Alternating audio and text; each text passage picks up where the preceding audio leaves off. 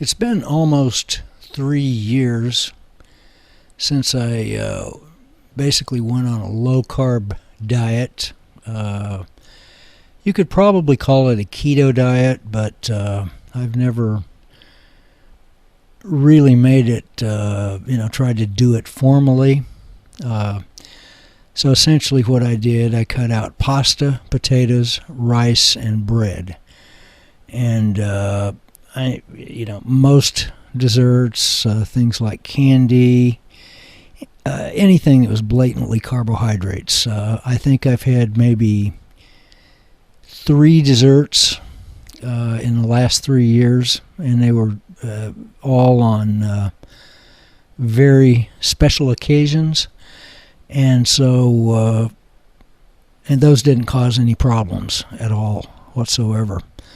So, been doing this for about 3 years. I started, today is December the 2nd of 2021. So I started this in December the 6th of 2018, so 19, 20, 21. So it's almost exactly 3 years. It will be on the 6th. And the reason I know that is because I made a note of it. So I want to give a kind of a 3-year update as to, kind of where I'm at with the low-carb diet. So I had a few surprises along the way, and I'll be talking about those. So the origination of this was that one of my younger brothers had been diagnosed. I'd talked to him on the phone, and he had been recently diagnosed, and this was back in December, November of 2018. He'd been recently diagnosed with type 2 diabetes, and I didn't really know a whole lot about type 2 diabetes, and so I, other than what you hear here and there. So what I did as I always do. I went to YouTube and I actually started researching it. And it became obvious pretty quickly that type 2 diabetes is really not something that just happens to you. You kind of eat your way into it. And the way you eat your way into it, unfortunately, is just the standard Western diet. You would say standard American diet, but if you're in Canada, it would be the standard Canadian diet, or wherever you are. It probably is going to be a similar kind of a diet that has lots of carbohydrates in it. And so in any case, I was watching all these videos, and it probably about a month I decided I'm going to take the plunge and I'm going to cut out these carbohydrates, because I figured that I'm 5.5 years older than the middle brother that had been diagnosed with type 2 diabetes. So I figured, I'm 5.5 years older than he is, and to my knowledge, I never did have any kind of a high sugar, high blood sugar problem. But I figured, if that could happen to him, then it could certainly happen to me. Why couldn't it? My dad also has had type 2 diabetes for a number of years.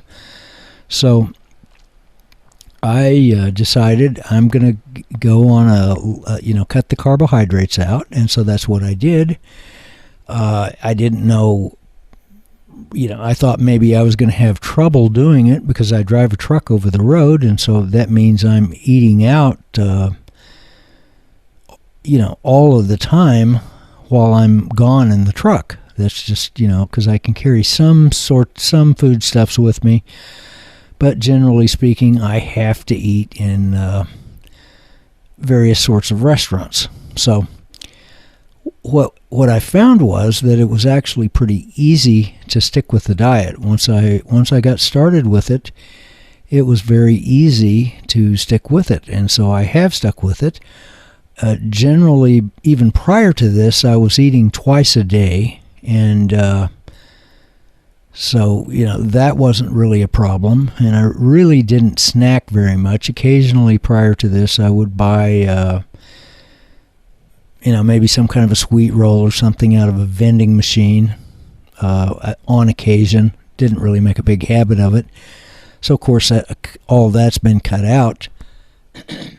So, but in any case, my diet is basically any kind of meat, lots of salad. I like salad and most vegetables. Even I will even eat some of the starchy vegetables like corn and sometimes certain types of beans. Because those can be kind of starchy, but I do eat them on occasion. But I do end up eating a lot of broccoli and things like cauliflower and green beans and different vegetables, tomatoes as well. So over the first year, once I started this, and I stuck with it. Some people that go on a low carb diet end up having problems craving the high carbohydrate foods, and I didn't really have a problem with it.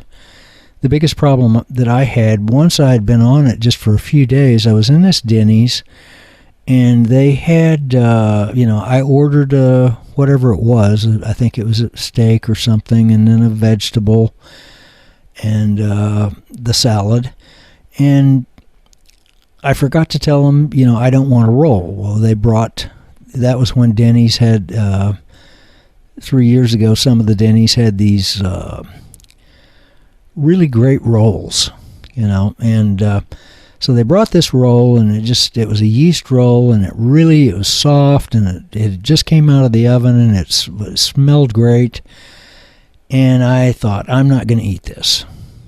And so I ate the rest of the food, and that yeast roll was still sitting there. It had cooled off by now, but it was still sitting there, and I thought, I might eat it. And so I broke off a piece of it and put it in my mouth and started chewing it. And I chewed it probably for about 20 seconds, and I decided I'm not going to do this. And I kind of discreetly spit it back out into a napkin, and that was the end of it.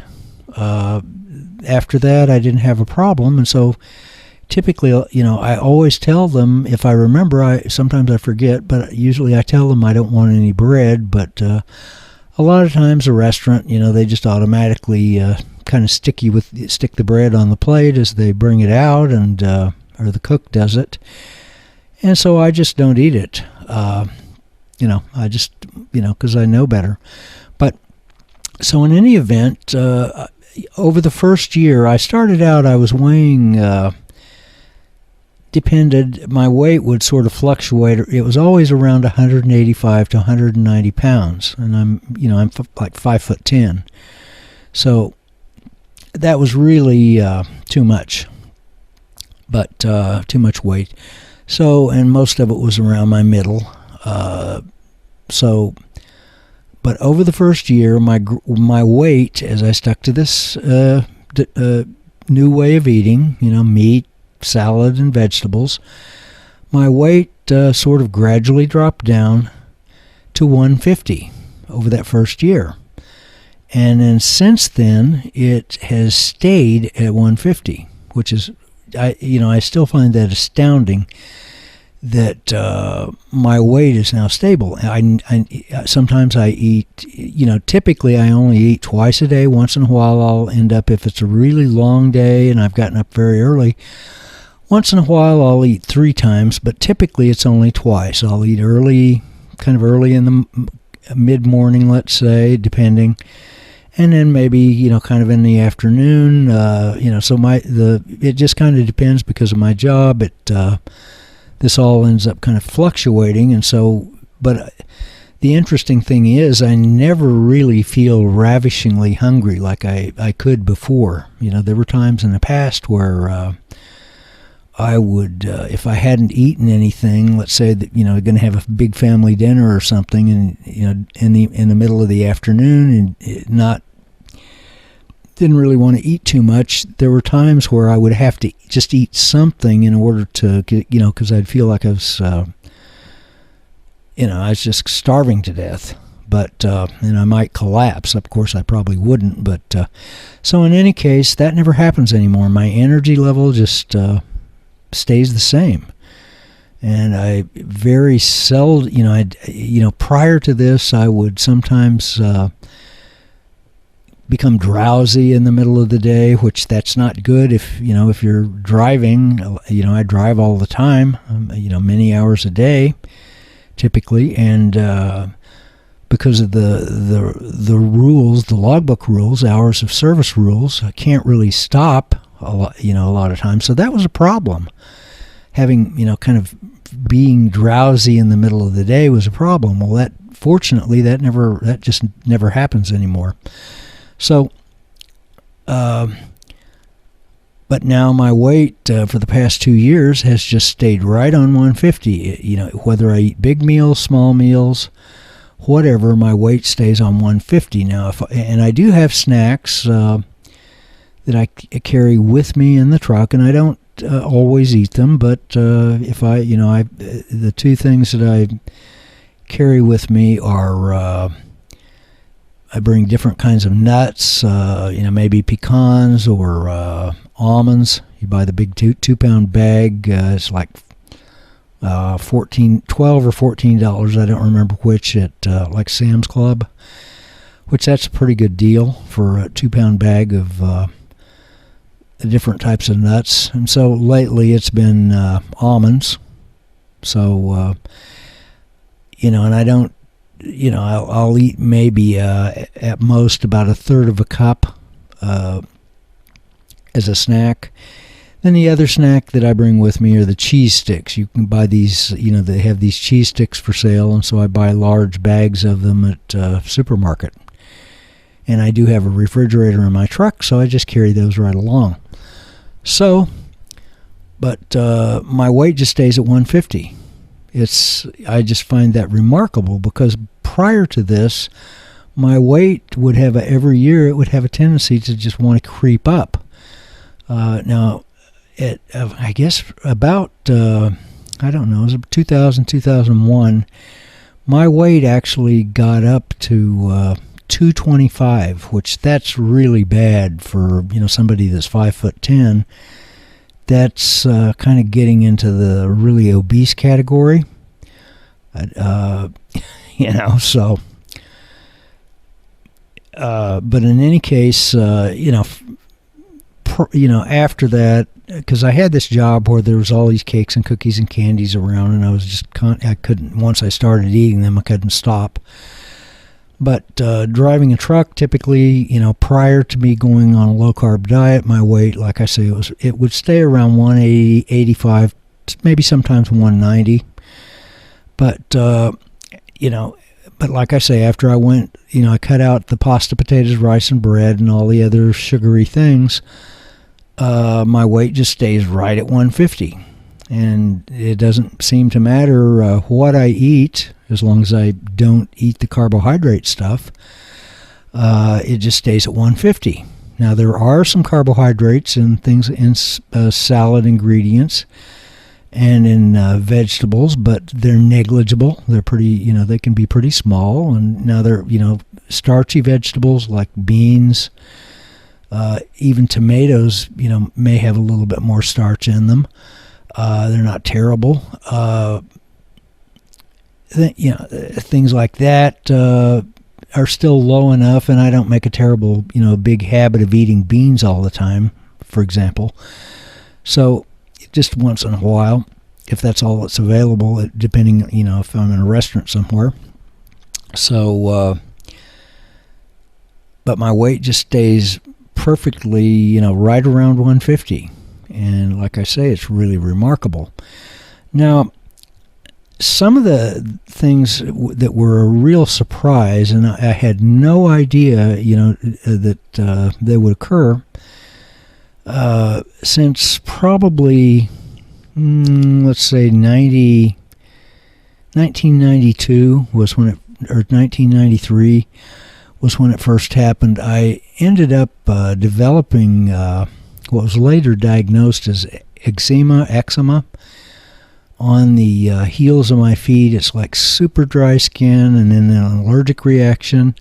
And then particularly in dry weather or dry climate, the heels of my one of my feet would, the left foot would actually crack sometimes in the winter, which is actually kind of painful. And that kind of went on for years. And then, in more recent, I'd say maybe 5 years ago, it started really flaring up again, and I went to I finally ended up at a dermatologist, and he prescribed some steroid cream. And so what I would have to do is periodically apply that steroid cream to the heel of my foot to get the whole thing the inflammation to sort of calm down, because the immune system was attacking it. So that, to my surprise, is pretty much gone. It's not completely gone, but that is pretty much gone. Now, one of the other problems that I have, and there really isn't a solution for it, as long as I'm driving a truck and I'm eating in restaurants, the one thing I can't control that's, that they say is really bad for you are these so-called vegetable oils. And those are cheap, and most restaurants end up using vegetable oils for a variety of reasons, probably because it's cheap. And they're really made out of seeds, and they go through all kinds of industrial processes in order to make these oils palatable. And they're really, there's a lot of research that indicates that these things are really bad for you, but I'm kind of stuck eating them. As long as I'm driving a truck, I really, can't control that, so I'm sort of stuck eating a certain amount of those seed oils. That may still be what's causing the little bit of residual eczema or eczema that I have, but it's pretty well not a problem.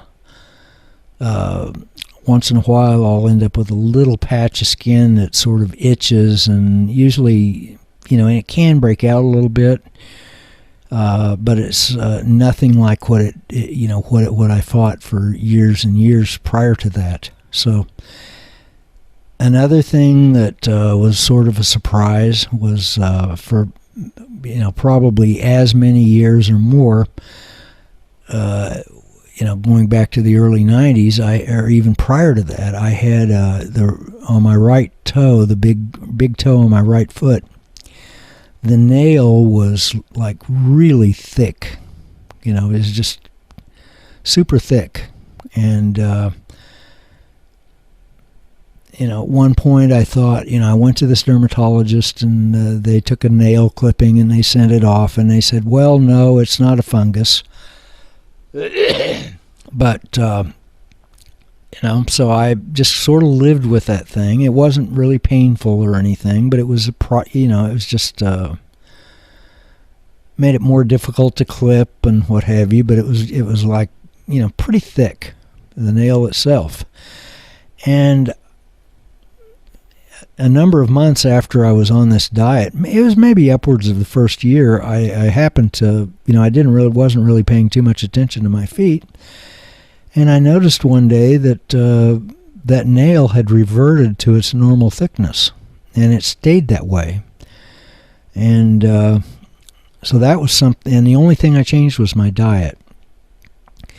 Immediately after I cut out, all the pasta, potatoes, rice, and bread, immediately after that, there was no more acid reflux. Prior to this, I was, constantly gobbling, like Tums, Rolaids type things, and to get some relief. And I think in my case, what was happening, the carbohydrates were actually causing me to bloat, and that was kind of forcing the acid sort of up into my throat. And it's really, if you've had kind of acid indigestion, that's not really pleasant. That's gone. I never have a problem anymore.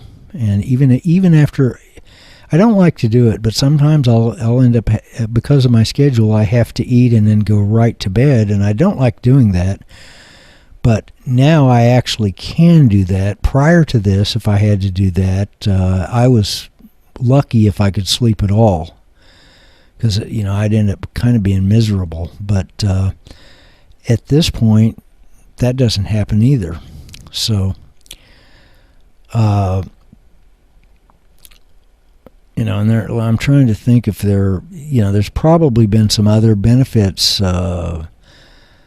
Now, one of the things that they say, and I think this is more subjective, and I think it's probably true.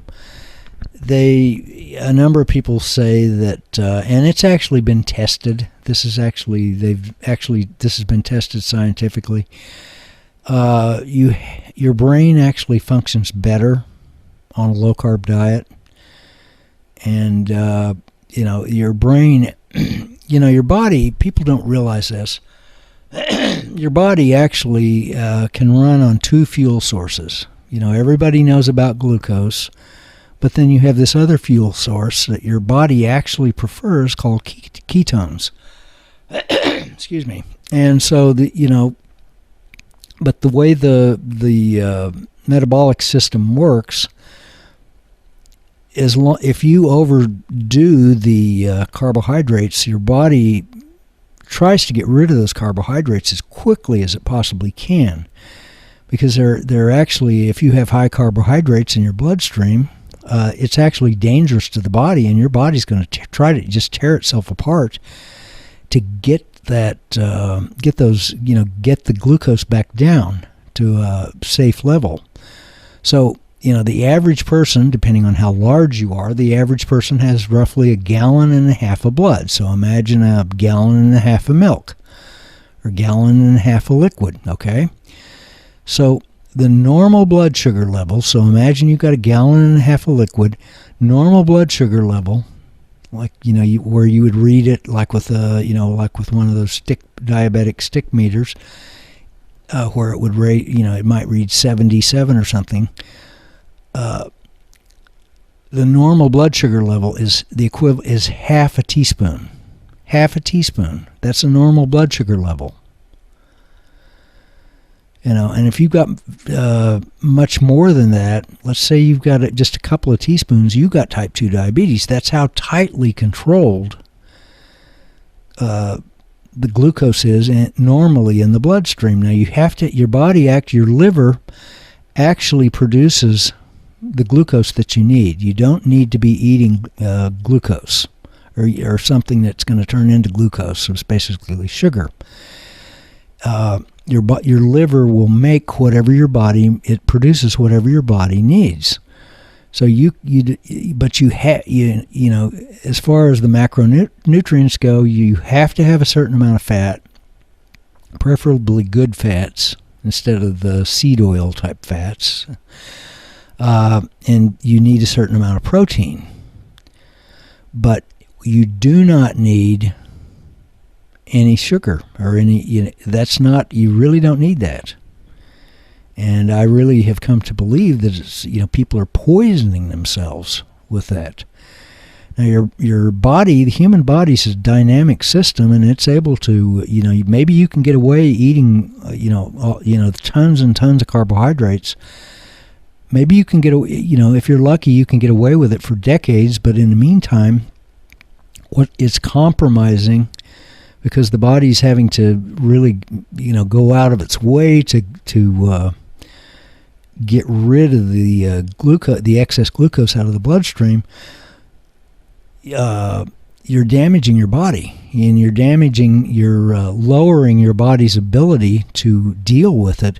Finally, it gets to the point where it can't deal with it anymore, and then the blood, then they detect high levels of sugar in your blood after you've, and maybe after you've eaten a meal or whatever, or when you wake up in the morning, you got high levels of glucose in your blood. You got type 2 diabetes then. Your body just can't deal with it anymore. And it's not a lack of, typically with type 2 diabetes, your pancreas is just producing insulin like mad. But to try to get that excess glucose out of the bloodstream, but the cells of your body become insulin resistant. They just won't accept the insulin because they're already sort of just overtaxed with it. I'm sorry, not the insulin, but the glucose. They're overtaxed with it. So normally the insulin, in a normal situation, if you're not insulin resistant or if you're insulin sensitive in the normal situation, your body's cells are able to, the insulin sort of tells them, here's the glucose, take up some glucose, and then they'll go ahead and take up the glucose, and everything works right. But if once you become insulin resistant because you've eaten you just saturated your body for decades with too many carbohydrates in your diet, then that's really what the type 2 diabetes, it's really insulin resistance. And it's not something that just, woe is me, it happens to you, it's just at random. That's not the way it works. And so you can, let's say someone is a type 2 diabetic, if they really go on a low carbohydrate diet, they can get rid of the type 2 diabetes symptoms. That's been proven. But that doesn't mean that you can go back to eating the crap. If you really, you go on a low carb diet and you see the health benefits of it, even if you're not I wasn't type 2 diabetic, but I saw all sorts of health benefits from going on this kind of diet. I feel better than I have in years.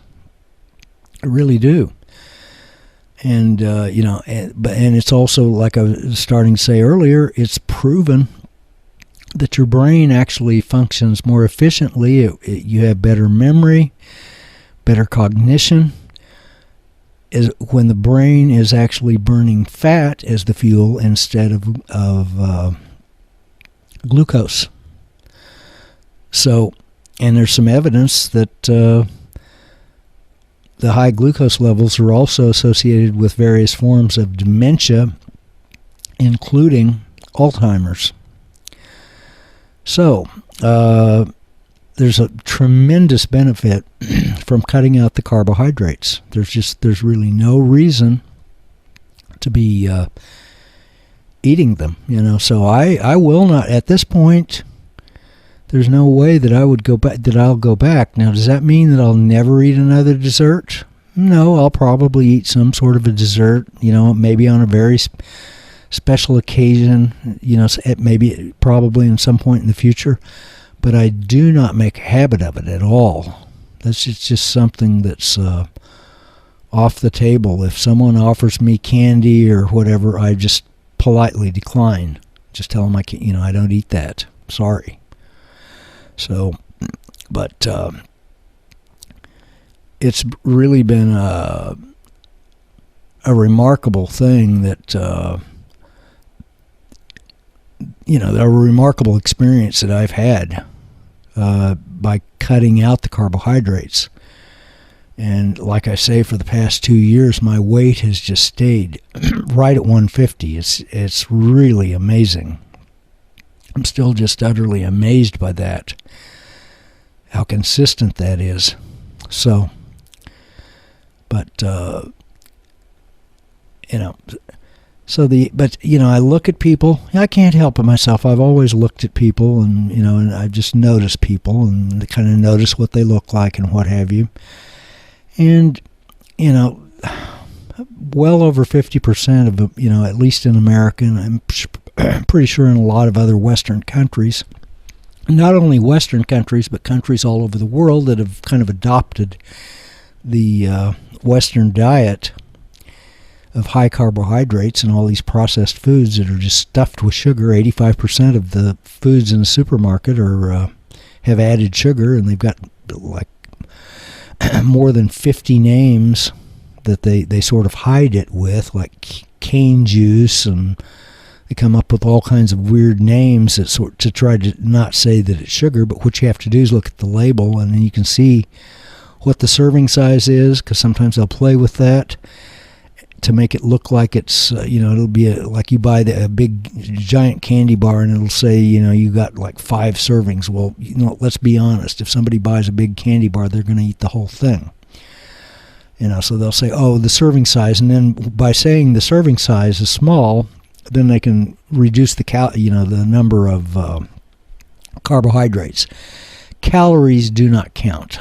I don't even mess with, I eat probably a lot of with the between the meat and the cheese and what have you, I'm eating high calorie meals. So calories are irrelevant.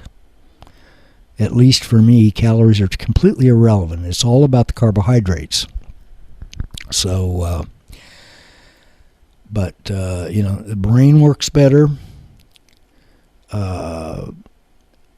Another thing that I really do believe functions better is the immune system, because it's also been proven that sugar, you eat kind of a sugary whatever it is, sugar depresses your immune system. It actually interferes with it. And because everything about the body is based around metabolism.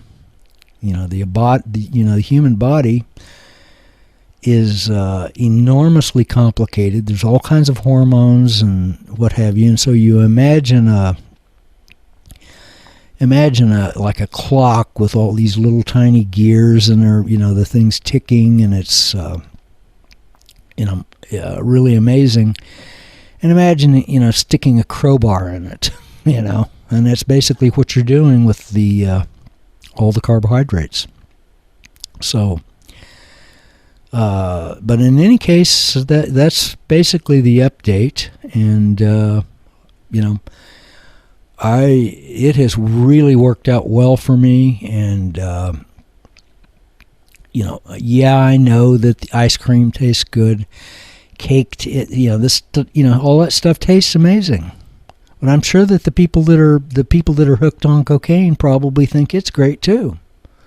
But that doesn't mean that you should that it's good for you. It really doesn't.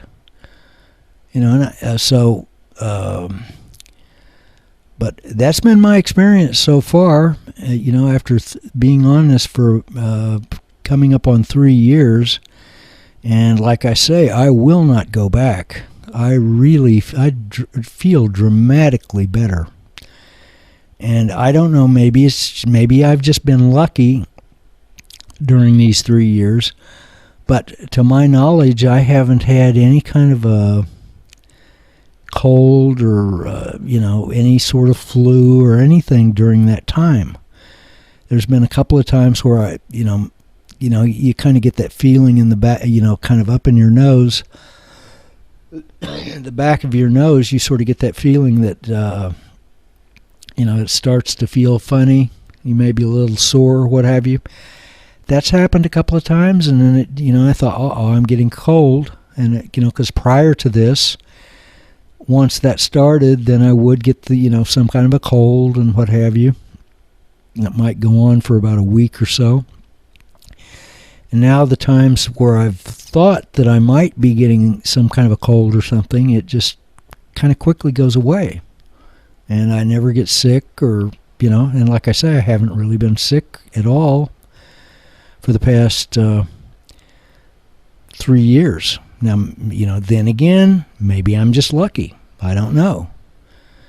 But I can't, if I think back, of course I didn't really keep any records, but if I think back, I can't remember a 3-year period where I never did have a cold. If I think back on that, there was always something that would, like at least a cold or something would kind of come along once in a while, and I I can't really recall a 3-year period where something like that didn't happen, and now it has, and that yes, that could be a coincidence. But then again, maybe it isn't. So, but in any case, I highly recommend low-carb diet. And, stick with it. Don't just, because I know some people will start it and then they decide, well, I just can't stay on this. I can't give up my whatever it is. Either the rice or the pasta or the potatoes or the bread. I've had every one of those. I've had people tell me, when I tell them, I've developed this like a 30-second elevator pitch that I kind of give sometimes to, like to a waiter or a waitress in a restaurant, if I think they're sort of questioning, when I'm telling them, what I want and I don't want the bread, and then I can, kind of use my judgment, and then I just kind of tell them, hey, I cut the carbohydrates out and lost the weight. My weight now stays at 150 regardless, and how amazing that is. And a lot of them will say, well, I can't give up whatever, the pasta, potatoes, rice, or bread. Now, I would eat pasta like all the time, like every, practically every meal sometimes. And what's really interesting now, you can put it right in front of me, and I'm not even tempted. Not even tempted. So there is some evidence that once the gut bacteria that you have in your digestive system, there is some evidence that actually it's in communication with a portion of the brain, and that those gut bacteria sort of tell your brain what you're craving. And you change the gut bacteria by changing what you eat. So you can downregulate the ones that are wanting glucose, sort of upregulate the ones that prefer to get their energy from fat and protein. So I think there probably is something to it, because prior to this, I would have the problem of sometimes, wanting the ice cream or wanting this snack or wanting that snack, and I just don't have that problem now. And like I say, if I do feel a little bit hungry during the day, I've got those cheese sticks that I carry in the truck with me, the truck refrigerator, as well as the nuts. And it may go several days before I even eat any of those nuts. It just kind of depends, so. But anyway, give it a try. If you've got, there's a good chance that most of the people that are watching this, unless you've already been on a low-carb diet and you kind of seen what the benefits are, there's a really good chance that this will work for you. It's worked great for me, and there's a really good chance it's going to work for you too. But like I say, if you start it, you got to stick with it.